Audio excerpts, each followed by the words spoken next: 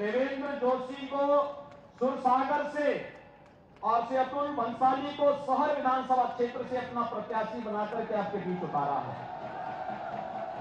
तीनों प्रत्याशी हैं।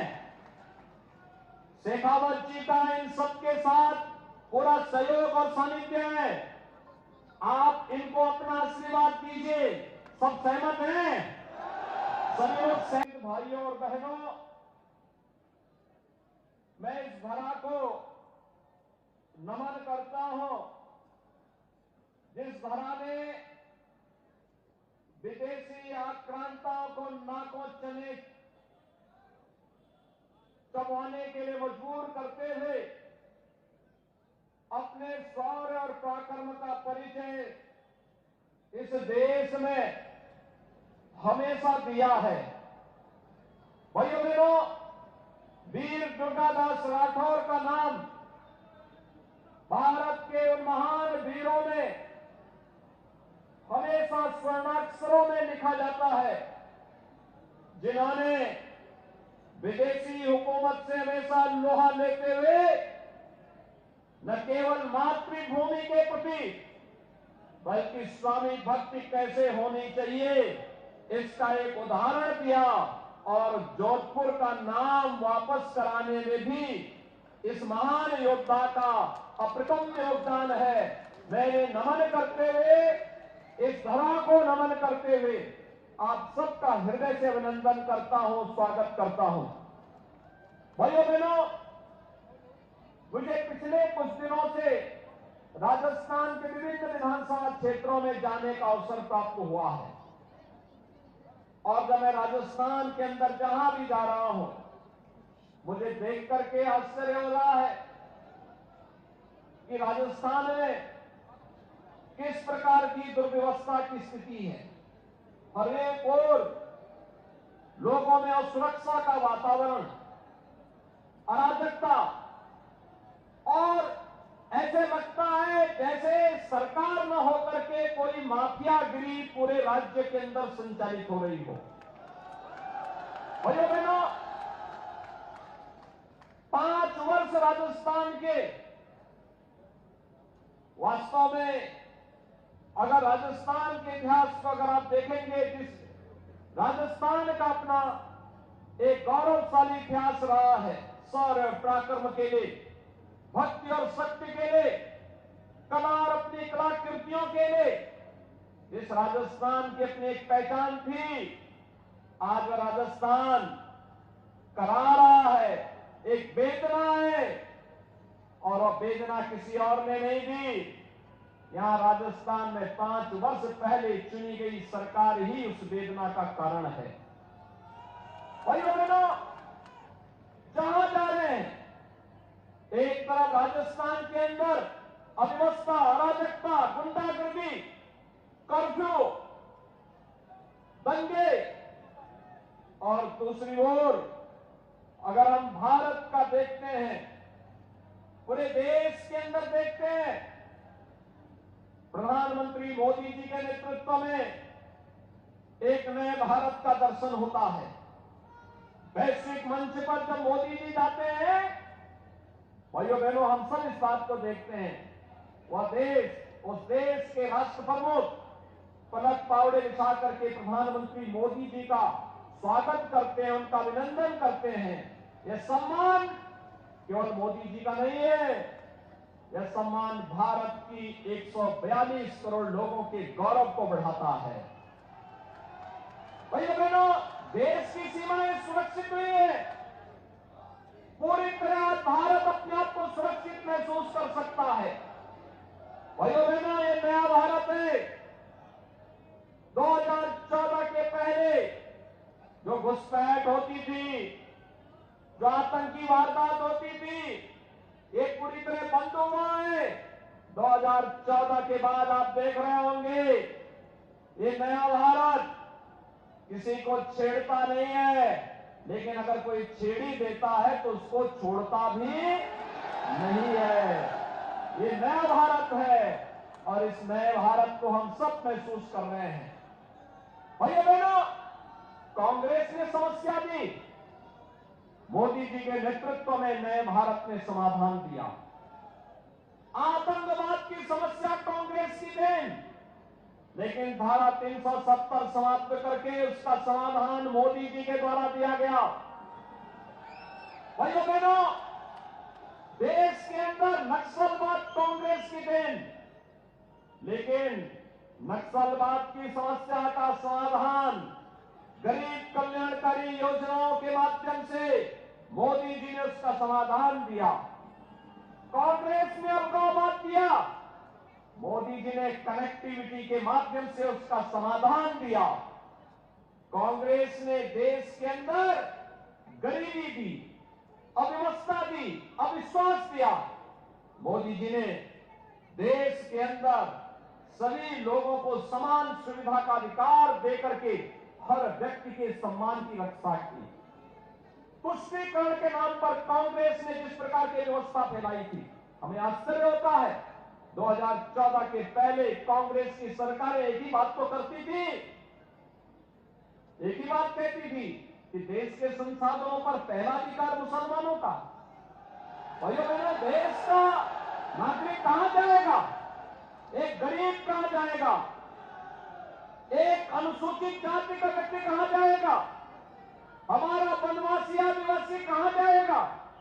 पिछड़ी जाति का व्यक्ति कहां जाएगा? अन्नदाता किसान कहां जाएगा? युवा कहां जाएंगे? महिलाएं कहां जाएंगी? और भाइयों बहनों, एक तरफ अभी आपने देखा होगा मातृशक्ति वंदन अधिनियम के माध्यम से आदि आबादी को सम्मान देने का काम, दूसरी ओर 3 तलाक पर हमेशा के लिए ताला लगाने का काम भी ये प्रधानमंत्री मोदी जी के नेतृत्व में हुआ। गरीबों के कल्याण के लिए चलने वाली योजनाएं किस रूप में प्रभावी ढंग से लागू हो रही है? कोई सोचता था 12 करोड़ गरीबों के शौचालय बनाए गए 9 वर्ष में? ये काम कांग्रेस भी 55 वर्ष के शासनकाल में कर सकती थी।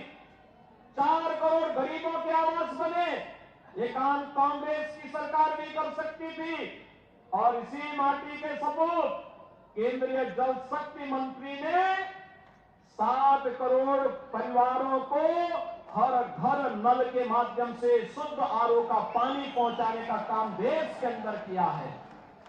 भाइयों बहनों, एक और चाहे वह उज्ज्वला योजना में 9 करोड़ 60 लाख परिवारों को फ्री में रसोई गैस के कनेक्शन की बात हो या सौभाग्य योजना में बिजली का कनेक्शन देने की बात, ये सभी कार्य बिना भेदभाव के हुए, क्योंकि मोदी जी ने कहा हम जाति मत और मजहब के आधार पर नहीं, हम इस देश के अंदर गांव के लिए, गरीब के लिए, किसान के लिए, नौजवान के लिए, महिलाओं के लिए, समाज के सभी तबके के लिए कार्य करेंगे। और इसके लिए उन्होंने नारा दिया, सबका साथ, सबका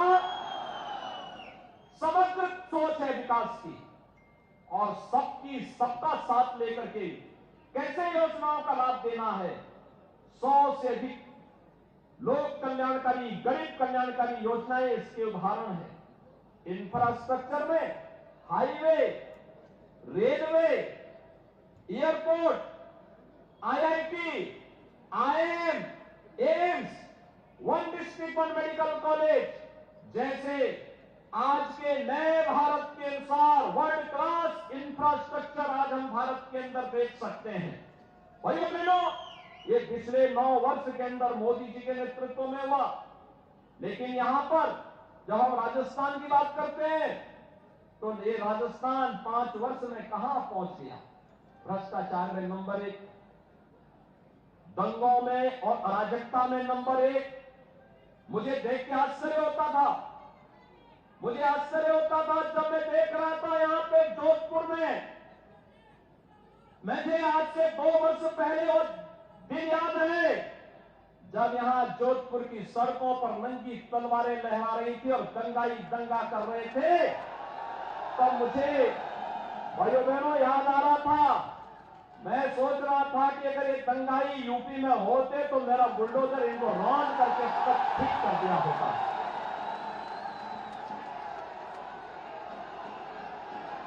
आप आश्चर्य करेंगे,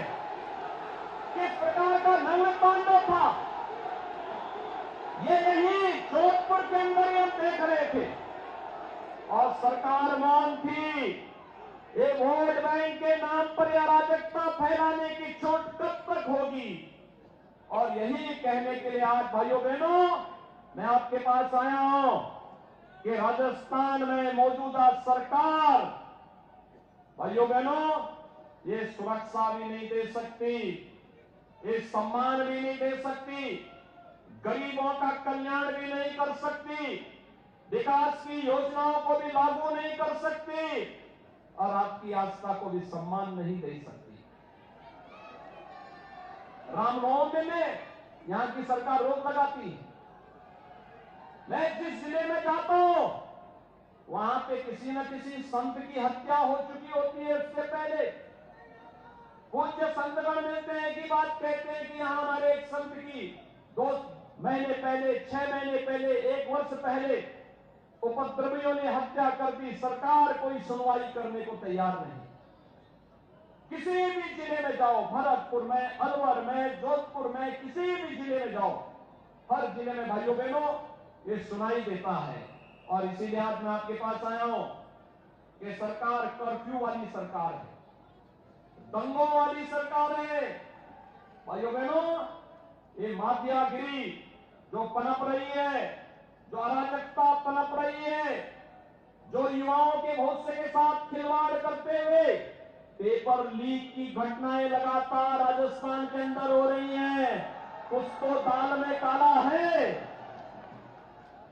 आपका मैं अभिनंदन करूंगा कि लोकसभा चुनाव में आपने यहां पर श्री गजेंद्र सिंह शेखावत जी को इतना भारी बहुमत से जिताया कि वह देश के अंदर जल शक्ति मंत्री बने और उस समय आपने कांग्रेस को पानी पिलाया था।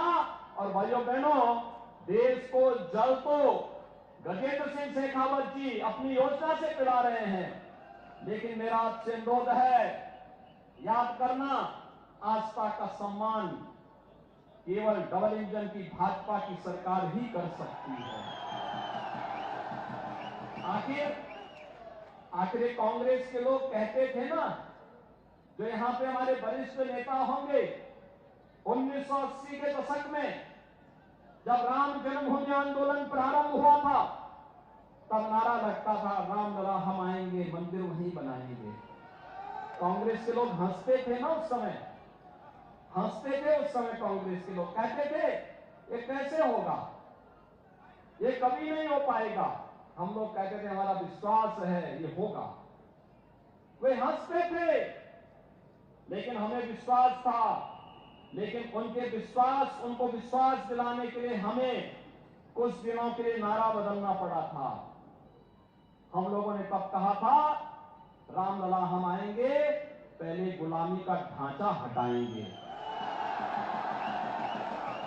और गुलामी का ढांचा हटा ना, और गुलामी का ढांचा हटने के बाद फिर हम लोगों ने पुराना नारा दोहराया था राम लला हम आएंगे, मंदिर वहीं बनाएंगे। आप मुझे बताओ इनमें से यहां पे कितने लोग हैं जिनको विश्वास है कि अयोध्या में राम मंदिर का निर्माण हो रहा है? पूरा जोधपुर ही। और मुझे बताओ 22 जनवरी 2024 को प्रधानमंत्री मोदी जी के कर कमलों से 500 वर्षों के बाद रामलला अपने भव्य मंदिर में विराजमान होंगे। आप में से कितने लोग हैं जो अयोध्या धाम आने के इच्छुक होंगे? भाइयों बहनों वैसे गजेंद्र सिंह शेखावत जी ने आपके वहां पहुंचाने की व्यवस्था कर दी होगी, लेकिन मेरी एक अपील है आपसे। भारतीय जनता पार्टी ने प्रोफेसर महेंद्र सिंह राठौर को सरदारपुरा से, श्री देवेंद्र जोशी को सुरसागर से और श्री अतुल भंसाली को शहर विधानसभा क्षेत्र से अपना प्रत्याशी बनाकर के आपके बीच उतारा है। तीनों प्रत्याशी हैं। शेखावत जी का इन सबके साथ पूरा सहयोग और सानिध्य है। आप इनको अपना आशीर्वाद दीजिए। सब सहमत हैं? सभी लोग सहमत हैं? भाइयों बहनों, आप इन तीनों को यहां से विजयी बना करके जयपुर भेजिए और मैं गजेंद्र जी के साथ साथ इन तीनों प्रत्याशियों से कहूंगा कि जीतने के बाद 22 जनवरी के उपरांत इन सब राम भक्तों को लेकर के अयोध्या में पधारे। सभी लोग सहमत हैं? सभी लोग बात पक्की? तो अब चुनाव जिताने की तैयारी आप सबकी होगी। इस विश्वास के साथ भाइयों बहनों, मैं आज के इस अवसर पर आप सबको एक बार फिर से